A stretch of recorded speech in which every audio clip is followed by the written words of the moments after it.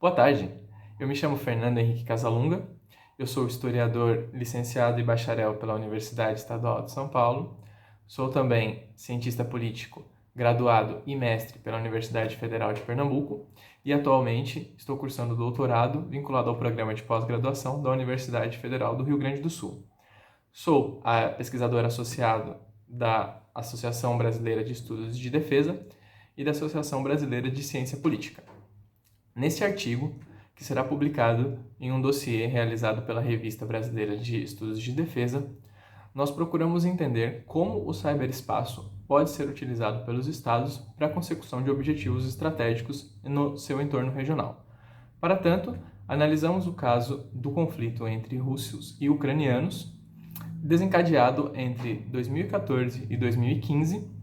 como um recorte do período em que observamos a utilização, então, do ciberespaço para aumento da assimetria de poder entre esses dois estados, na qualidade de um novo engenho de força utilizado nesse sentido.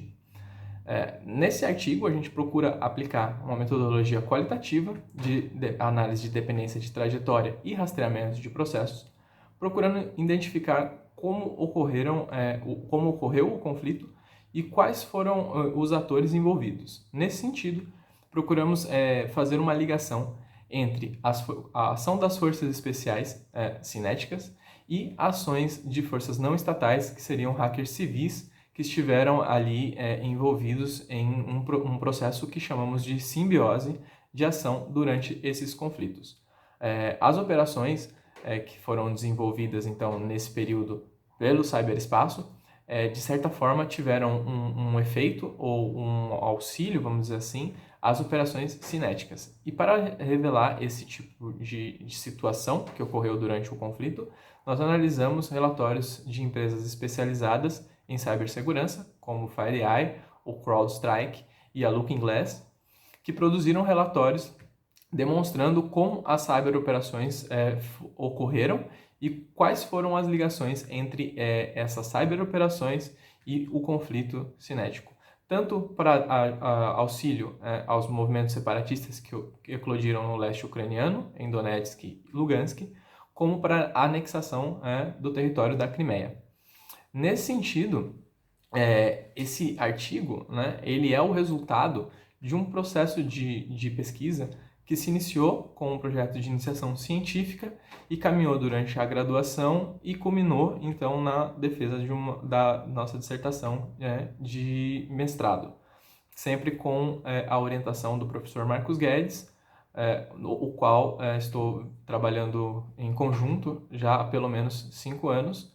tanto no grupo licenciado pelo CNPq o Brasil e as Américas, quanto no Núcleo de Estudos Americanos, que seria o grupo de extensão, coordenado também pelo professor Marcos Guedes, pela Universidade Federal de Pernambuco. Atualmente, esse artigo, esse resultado desse artigo, ele se vincula também com o projeto de defesa que o professor Marcos Guedes orienta, que seria o ProDefesa 4, e tenta contribuir, então, para a organização da rede CTI-DC, que produz, então, conhecimento técnico especializado e científico na área de ciberdefesa e cibersegurança. Falando um pouco das perspectivas da área, para o futuro, eu observo, então, que existe hoje uma seara muito grande, uma demanda muito grande dos institutos de pesquisa por trabalhos que estejam associados ou vinculados a essas áreas de estudos. Uma vez que esse novo engenho de força, que seria o ciberespaço, ele aparece, então, a partir dos anos 90, como uma nova ferramenta de ação para os estados para projeção de poder. E ainda nessa condição de novidade ou inovação, ainda existem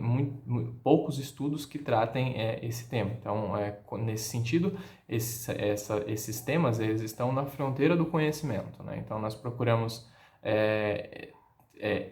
engajar cada vez mais alunos para pesquisar em esses temas, nessas áreas, uma vez que existe, então, um crescimento muito grande de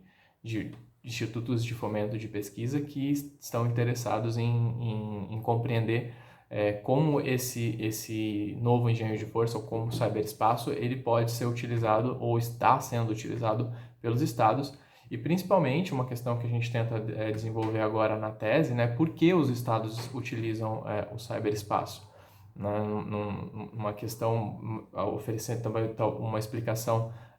analítica profunda, né, a respeito das causas e das consequências que a utilização do cyberespaço tem para os estados. Então, na tese de doutorado, nós observamos outros 2 casos, juntamente com o caso russo, que seriam organizados por países que também são superpotências em infraestrutura de rede, né, que seriam os Estados Unidos e a China. Então, tentando fazer ali uma análise comparativa das condições suficientes e necessárias que levam esses estados, como esses estados atuam, né, e respondendo então de forma explicativa o porquê esses estados utilizam o cyberespaço. De certa forma, eu acredito que o Brasil, ele hoje se insere nessa dinâmica como uma potência média, que tem potencial para conseguir compreender e organizar suas ações no espaço cibernético, tanto para a defesa quanto para o ataque, mas que precisa se preocupar com uma série de questões, principalmente relacionadas ao ponto da atribuição, né? Então, se o país pretende se preparar e se organizar para estar participando desse jogo internacional de ação, onde o cyberespaço é um novo engenho de força que perpassa todas elas, né? que acaba tendo influência direta por ser um espaço onde estão conectados todos os dispositivos eletrônicos, né? Tanto no Exército, na Marinha, na Aeronáutica, ou uma força aeroespacial. Então, o Brasil, para estar preparado para isso, precisa ter dentro dos seus institutos e dentro das suas instituições, principalmente, né, relacionadas à ciberdefesa, os comandos de defesa cibernética, pesquisadores que estejam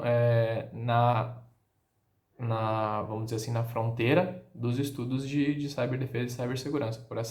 Por esses motivos, eu acredito que é uma área que tem um potencial de crescimento muito grande nos próximos anos. Basicamente é isso. Gostaria de, então, convidá-los, né, e incentivá-los a ler o nosso artigo, que será publicado na RBED, e desejar a todos um ótimo simpósio, né? Esse será o nosso 3º simpósio de defesa da Universidade Federal de Pernambuco, o qual eu tive a honra de participar também como organizador e apresentador de trabalhos, né, nos primeiros 2 eventos. Então, desejo a todos um ótimo simpósio e que nós possamos ter uma troca de informações proveitosas para que continuemos